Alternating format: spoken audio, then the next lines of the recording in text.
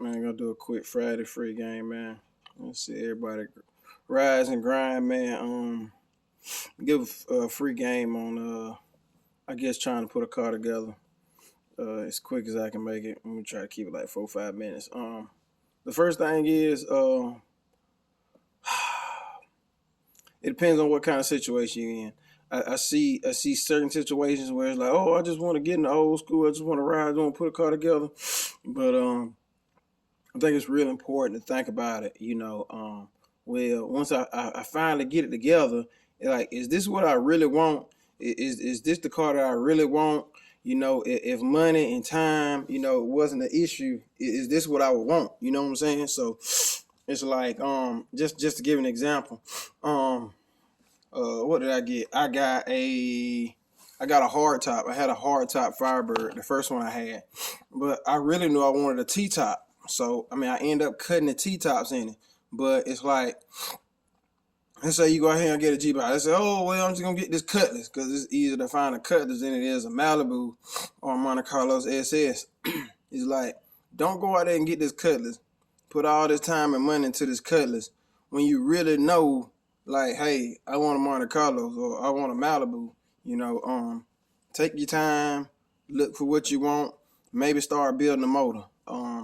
In my situation, it might not be like that, but it's like, man, I could set this up for anybody to have your motor, if you could put it in the garage or something like that, or a storage building or something, and get it set up to where you can crank it up and then say, okay, hey, I know I want this motor. Okay, hey, I know I want this transmission.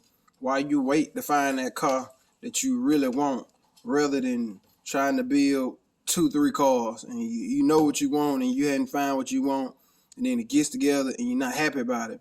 And anybody that's put more than one car together, it's like you just already know, it's, oh, this is what I really want. You end up selling or getting rid of it. And then other stuff, even with this car I just put together, it's like, it's stuff I don't like. It's just certain stuff I don't like. I'm changing some of it right now on the front of it. So and there's certain stuff I don't feel like changing, and it's like when I go through and I rewire the Trans Am, which if anybody's seen inside, it needs it bad. It needs it real bad, dude.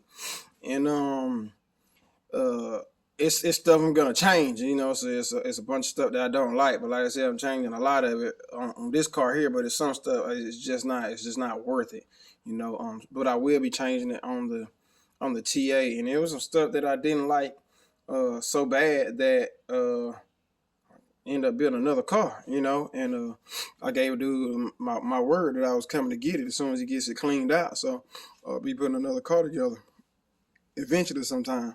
But it's like I try to encourage people to do more doing than they do watching. To be honest, the YouTube and IG, it can be useful if you don't indulge in it. I changed mock-up ideas 3 or 4 times before, just seeing better ideas on YouTube and Instagram. Oh man, they did this. Like, okay, they mounted that there. They did this. I was like, okay, that's a real good idea. I never thought about that, and that right there really helped me out. So looking at other people's builds can help you out, but don't just look at their builds. You gotta get out there and get started on your own build.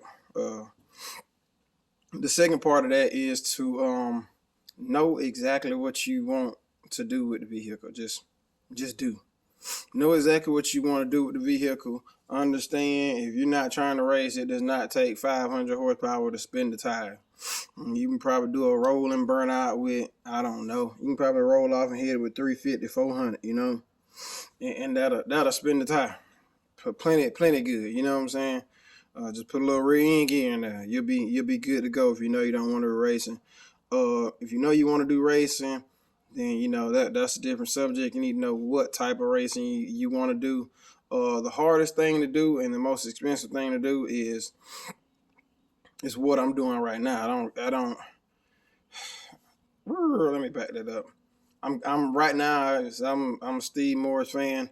I'm watching Drag Week. That is extremely expensive and hard to do. So let me not go to that extreme there. But they're kind of, in a sense, you're trying to make this super super fast car, but you're trying to make it street.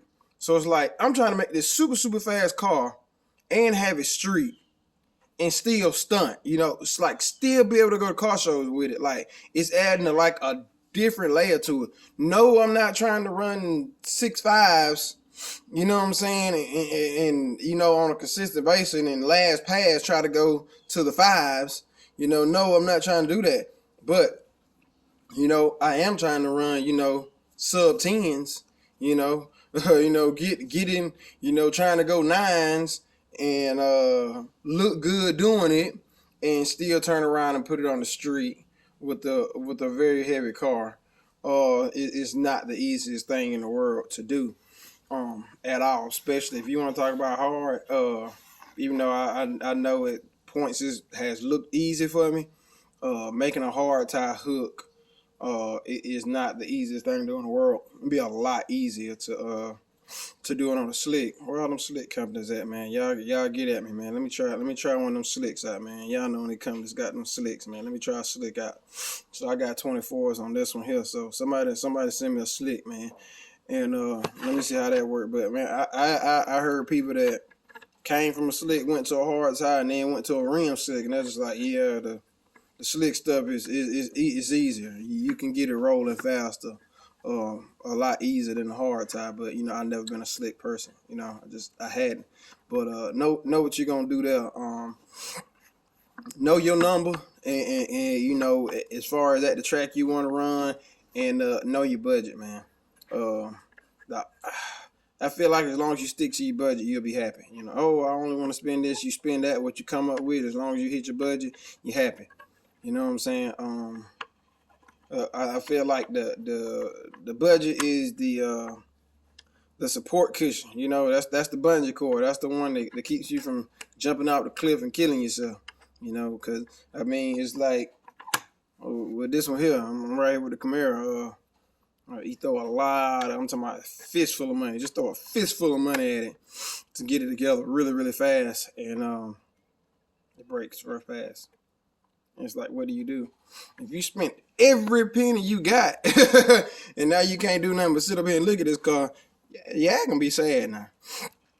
You're going to be sad. So I encourage you not to do that, man. Don't sink every penny you got into a car, especially not a race car, because it can and will break. Eventually it will. It's just part of it. And there might be something it's simple to fix. It might be something expensive to fix. But you never want to sink every penny that you have into a vehicle. Especially like a race car, because it's like it's gonna break. You're going to have to fix it. Race fuel is not cheap. Even on this one here is on E85. The E85 appears to be cheap. It does. It appears to be cheap. It's technically, to me, it's $6 a gallon though, because it's freaking $3 at the pump. But this thing uses like twice as much E85 as it does gas. So it's like I'm paying $6 a gallon pretty much. You get what I'm saying? And it burns up the E85 so freaking fast. So like none of this stuff is cheap, man. Other car on race fuel and nitrous. People say, oh, nitrous cheap, nitrous cheap.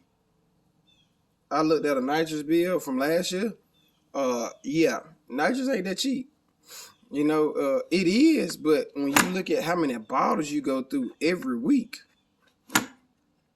so yeah, it's not. I don't know. It's kind of like running nights is kind of like going out getting a brand new car, and you making payments on it. The turbo stuff kind of like you gonna go out and pay for something cash. Like that's what it's kind of like. I ain't gonna see no new car. You know what I'm saying? It's just like you go buy a used car.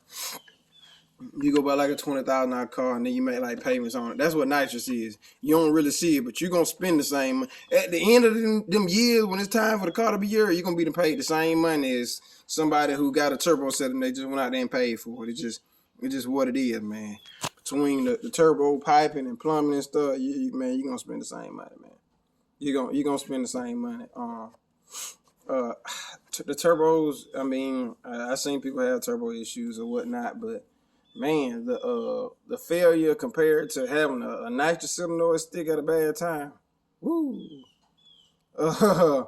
Yeah, without a doubt. So they both have their pros and their cons, man. Weather-wise, depending on what you want, man, the turbo stuff can get a little picky depending on what the air is and how much moisture in the air. The nitrous is a little bit more forgiving. It's a little bit more forgiving as long as you warm your bottle up. So that's my 2 cents on that, man. You know, if you're just trying to put a cruiser together and you going NA, then of course that's gonna be the cheapest thing for you to do. You know, just shoot for some compression. You know, shoot to put some compression in it, man, and go with it from there. So that's the Free Game Friday, man.